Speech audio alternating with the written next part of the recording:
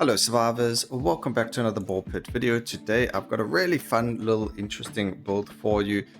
It can be done with a lot of the characters. The focus is on the empty nester with the ghost ball and being able to shoot multiple instances of one equipped special ball. So what we're going to do is we're only going to take one or two balls, and that's going to make sure that all of them are shot. And because it's ghost, they're always going to be going through enemies. However, we're going to work on that quite a bit. And we're going to go and use the empty nester, and I want to run the embedded this time, and the combo that we get from them is going to be quite insane. I like to play normals for the videos until we've got like a plus, maybe like 20. we'll do a video on that, a 2-second video just to show you guys. But anyway, so what we want over here is none of these, so we're actually going to skip that. It doesn't really too much about that. Doesn't matter too much about that. And then another thing we do want is, even though the balls go through the enemies, or even though we've got that kind of those passives, we do want to get I mean, that would be quite interesting actually, but no, we need to get ourselves a laser, and we need the vampire ball. Okay, so there's a laser. Perfect. So essentially what's going to happen is we are going to grab ourselves... Man, I completely lost my train of thought of what I was talking about before this. But anyway, maybe it'll come back to me. So what we're going to do is we're going to combine just these two evolutions. So we're going to fuse them into something else. And that's going to give us exactly what we need. We don't need any other balls after that. We really don't need any of these things. So we're just going to get rid of them.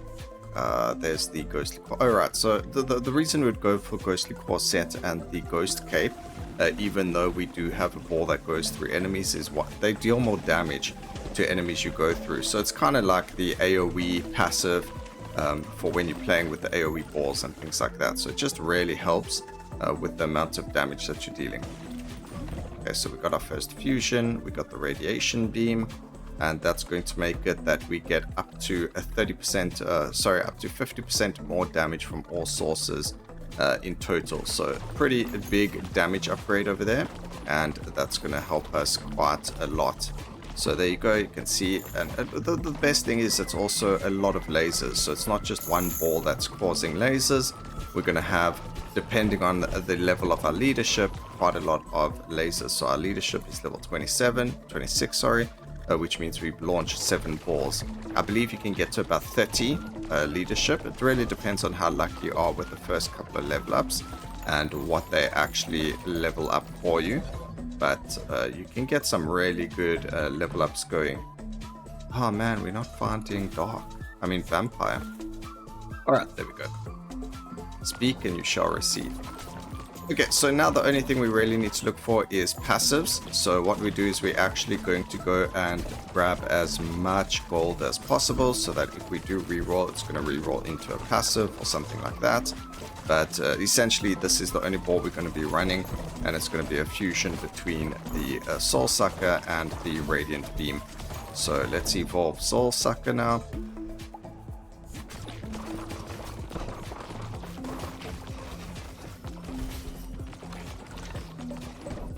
And what's really nice is there's a lot of them. So I also want to do the curse ball, and we just got to look, if we go and we look at what balls you can use with ghost, you can do this with any of those. They are going to do quite a lot of damage, and they're going to put you in a really fun little place.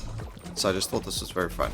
The way that they do it is they use Nosferatu with the ghost ball. Or you can fuse Nosferatu with whatever other, it doesn't have to just be ghost, but it's very difficult to get all of that going. So it's much easier to just use it this way. But yeah, that's what people do. We want to make sure we got crit, so we'll go crit.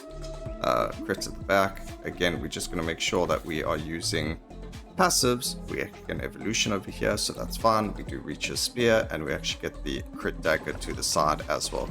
So crits are very, very powerful with this. We've got the ghostly core set for damage from the side as well, and it's just beautiful. So reroll, we're actually going to be very careful with our rerolls. Again, make sure we have a lot of gold But we do want to make sure we've leveled up as well, so that our leadership number does go up as well. I'm pretty sure wow, okay. I don't know why, but I thought that the leadership was a higher number than what it currently was. Maybe I was looking at a speed instead earlier. But here we go, fusion. Let's go Soul Sucker Radiation, just in case it requires you to have something over there. But there we go, Soul Sucker Radiation. It increases the ball hit damage. It reduces the damage by 40% with a 50% chance of healing us. And then emits a radiation beam dealing 50% damage total. And then it says the area of effect from radiation beam also inflicts status effects from Soul Sucker. Not quite what we were looking for, but it doesn't really matter. The whole point is that every single ball is now a radiation beam ball. So it's going to be very fun when you fight the boss. Very fun on this level specifically, but some of the other levels it might not be so good. But what you can do is you can do a hemorrhage ball, and you then got 7 hemorrhage balls going. So that's going to be a very, very strong one. And also remember, it doesn't have to necessarily be a ghost upgrade. So you can go ghost and bleed, and then hemorrhage and that combo being a fusion. Oh no, you can't, because that's a fusion. It has to be an evolution. Okay, never mind. I nearly scrooged all of you over. Apologies. It has to be an evolution into a fusion. You can only fuse balls once.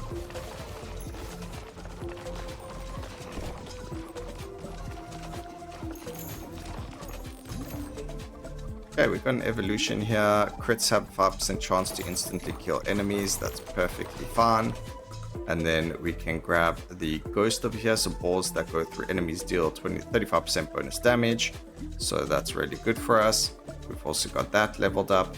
And now you can actually push escape, so you don't waste a level up, because we can't do anything until we use a fusion. So pretty cool. When you got the manual level up over there, and then you can see just we clearing fields. And this is New Game Plus Plus, by the way.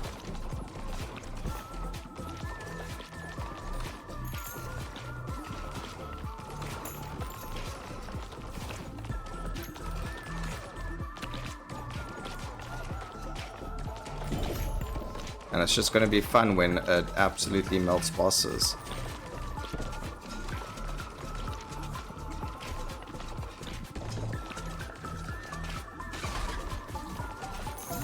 Okay, we've got an evolution, the Phantom Regalia. So now it says balls go through enemies until they hit the back of the wall. They deal 50% more damage when going through enemies.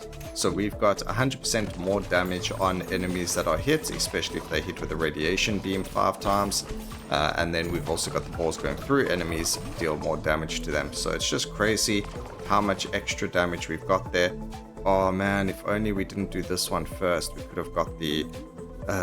that's unfortunate, but there you go. We are going to be stuck with more levels, unfortunately, so picking up XP and those other things don't matter. But we've got a lot of crits happening.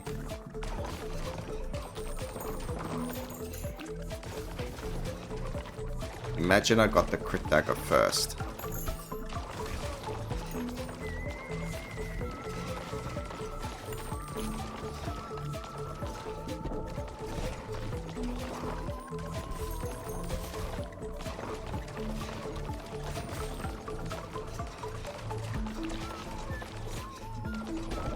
Now we just gotta wait for the boss to spawn.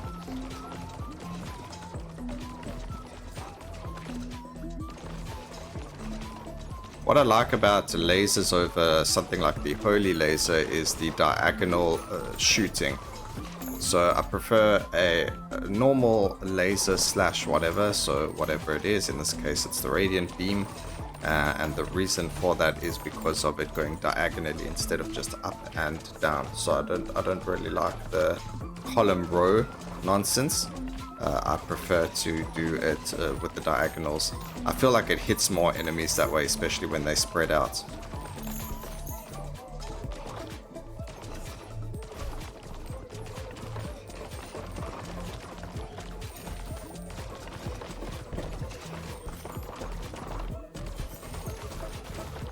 Can we get another full clear? It's just like always left with 1 or 2 just a row that we just can't get the balls to bounce onto. That seems to just survive.